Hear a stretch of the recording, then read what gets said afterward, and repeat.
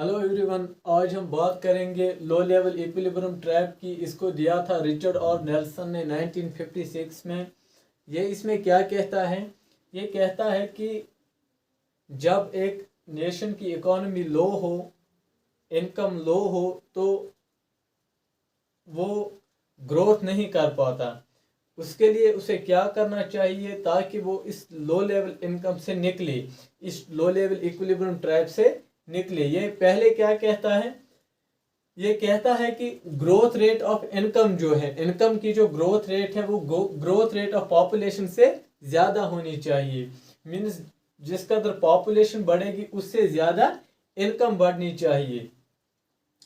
अगर पॉपुलेशन ज़्यादा बढ़ेगी, इनकम कम बढ़ेगी, तो फिर लोगों की बेसिक नीड्स पूरी नहीं होगी। तो फिर वो बेसिक नीड्स ही पूरी करने में लगेंगे और जिससे क्या होगा, सेविंग नहीं होगी। और जब सेविंग नहीं होगी तो इन्वेस्टमेंट भी नहीं होगा, जिससे क्या होगा, जो इकॉनमी है उसकी ग्रोथ नहीं होगी। तो ये क्या कहता है? कहता है कि ग्रोथ रेट ऑफ इनकम जो है वो ग्रोथ रेट ऑफ पॉपुलेशन से ज़्यादा होनी चाहिए, तभी क्या कर सकती है, एक इकॉनमी ग्रो कर सकती है। इसीलिए ये 3 इक्वेशन देता है। पहला क्या है? Income growth rate. दूसरा क्या है? Population growth rate. और थर्ड वन इज इन्वेस्टमेंट और कैपिटल फॉर्मेशन। अब हम डायग्राम के जरिए से हम इन तीनों को समझेंगे। पहले ये क्या कहता है? Growth rate of population. यहां पे हम एक्स एक्सिस पे क्या लेंगे? एक्स एक्सिस पे हम लेंगे पर कैपिटा इनकम और वाई एक्सिस पे क्या लेंगे? Growth rate of population. और जो ये एस पॉइंट है, एस पॉइंट पे पर कैपिटा इनकम भी 0 होता है और ग्रोथ रेट भी 0 होता है।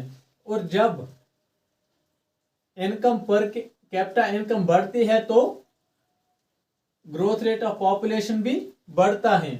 और जब पी पॉइंट, ये आप देख सकते हैं यहाँ पे पॉइंट पी, यहाँ पे क्या होता है, इस पॉइंट से फिर क्या होता है, जो ग्रोथ रेट ऑफ पॉपुलेशन होता है वो कांस्टेंट रहता है, वो यहाँ तक कांस्टेंट रहता है।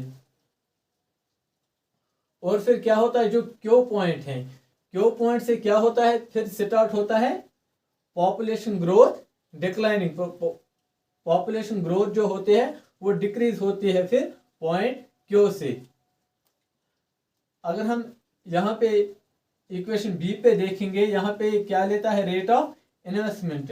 जैसे ही यहाँ पे भी एस पॉइंट पे पर कैपिटा इनकम 0 है और इन्वेस्टमेंट भी 0 है, तो जैसे ही पर कैपिटा इनकम बढ़ेगी तो यहाँ से क्या होगा, इन्वेस्टमेंट भी बढ़ेगा, लोग इन्वेस्टमेंट भी करेंगे। क्यों? जब इनकम बढ़ी, पर कैपिटा इनकम बढ़ी, तो सेविंग भी होगी और सेविंग से फिर ये क्या करेंगे, ये इन्वेस्टमेंट करेंगे। और फिर हम ये देखेंगे इक्वेशन सी या थर्ड इक्वेशन भी हम इसे कहते हैं। यहाँ पे हम क्या लेंगे? वाई एक्सिस पे growth rate of population and total investment, और एक्स एक्सिस पे क्या लेंगे? Per capita investment. यहाँ पे हम इन दोनों को एक साथ लेंगे। यहाँ पे जो एस पॉइंट है, यहाँ पे भी ये 0 है। और ये वाला कर्व जो है ये हमें क्या दिखाता है? Growth rate of population. और ये वाला कर्व जो है ये हमें क्या दिखाता है? Growth rate of per capita income या इन्वेस्टमेंट। तो जब पॉइंट, यहाँ पे पॉइंट एल है, जब यहाँ पे हम देखते हैं, यहाँ पे ये एक ही पॉइंट पे मीट होते हैं, मीन्स यहाँ पे सेम होता है क्या? Growth rate of population and investment. फिर क्या होता है, जब पॉपुलेशन कांस्टेंट रहती है, ग्रोथ रेट पे कांस्टेंट लेवल पे ग्रोथ होती है पॉपुलेशन की, तो क्या होता है, इन्वेस्टमेंट बढ़ता है या पर कैपिटा इनकम बढ़ती है। और फिर पॉइंट एन पे क्या होता है, फिर पर कैपिटा इनकम डिक्रीज होती है, किससे? ग्रोथ रेट ऑफ पॉपुलेशन से। तो फिर कंट्री फिर से लो लेवल इक्विलिब्रियम ट्रैप में फंस जाती है। और यहाँ पे क्या नीड है? यहाँ पे नीड होती है या तो गवर्नमेंट या कोई फॉरेन कंपनी या कंट्री या कोई भी इन्वेस्टमेंट करके या कुछ भी करके यहाँ कोई एफर्ट लाए ताकि ताकि यहाँ पे क्या हो, ये यहाँ पे इसे कायम रखे, ताकि जो पर कैपिटा इनकम है वो ग्रोथ रेट ऑफ पॉपुलेशन से ज़्यादा रहे। तो यही हमें समझाता है क्या, low level equilibrium trap. Richard और नेल्सन हमें यही सिखाता है।